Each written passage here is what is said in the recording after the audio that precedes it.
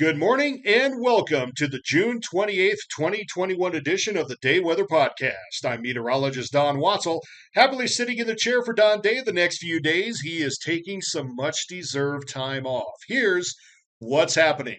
Cooler temperatures east of the Rockies, some leftover showers and thunderstorms as an unsettled pattern continues, with that cooler weather continuing this week with pockets of warmer conditions over northern Wyoming and further north into Montana. Showers and thunderstorms a little left over Wyoming and portions of western Nebraska, with a lot of the activity moving southward over Colorado and New Mexico and the rest of the Southwest through midweek. We still have that highly amplified ridge of high pressure keeping the oppressive heat to the west, and we'll have a map showing where that is here in a moment. The California Pacific Northwest heat, meanwhile, will start to expand eastward by the time we get to Wednesday and Thursday, and in the meantime, that will help set up a weak and somewhat disorganized monsoonal flow into early July. Now, this is a map of the upper level winds at 500 millibars, and as you can see, here's what we're talking about with that blocking pattern. We have a trough of low pressure in the eastern Pacific and that very steep, highly amplified ridge of high pressure over the west and Pacific Northwest. In meteorological terms, this is called an omega block. It's also followed by that mild Canadian trough that drops southward over the plains during the weekend. It's going to remain anchored over much of the plains today, eventually getting squeezed out tomorrow and Wednesday, thanks to this other ridge of high pressure east of the Appalachians and over the eastern seaboard. That's going to keep conditions pretty stagnant today. Showers and thunderstorms over portions of the Front Range and Rockies with oppressive heat to the west. Look at this. This is potential high temperatures through this afternoon. California, Nevada, and Arizona, of course, are used to this heat by this time of year, or at least should be.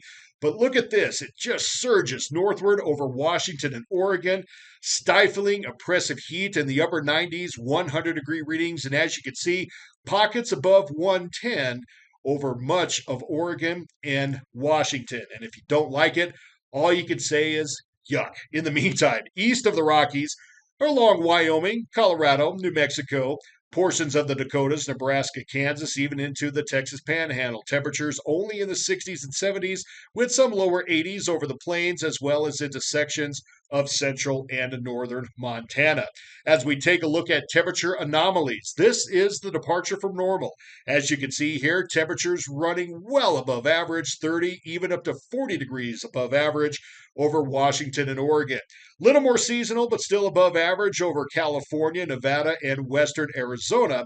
And as we've talked about in this podcast before, when you have one extreme, you typically have the opposite extreme somewhere else. And as you can see on this map, they're sitting right next to each other.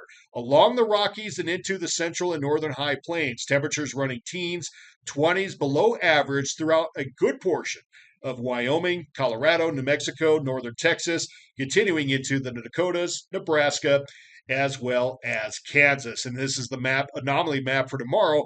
As you can see, there is very little change, well above average in the Pacific Northwest, running well below average along and east of the Colorado Front Range. Now, as we get into the rest of the week, this is Friday afternoon at 6 o'clock, heading into early July. And as you can see, the blocking high pressure ridge that was sitting over here has shifted more to the northern high plains, allowing for some of that heat to expand eastward throughout Montana. North Dakota will make its way into sections of northern Wyoming and South Dakota, while sections of southern Wyoming, Nebraska, Colorado, and Kansas will get warmer, but in general, temperatures will continue to run a few degrees below average. And as you can see with this map, heading into early July, we have some of those wind barbs starting to shift southerly.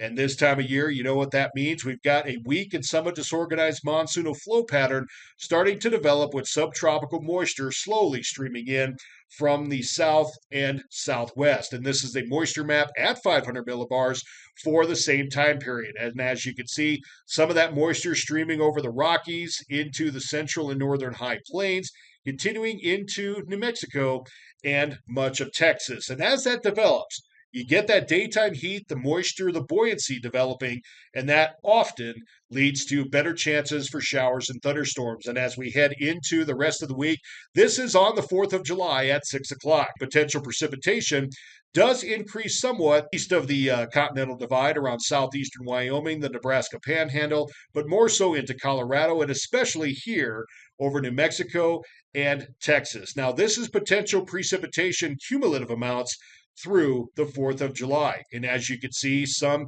amounts could potentially be forecasted to be up to or above 4 inches of moisture. Could this be overdone? Possibly.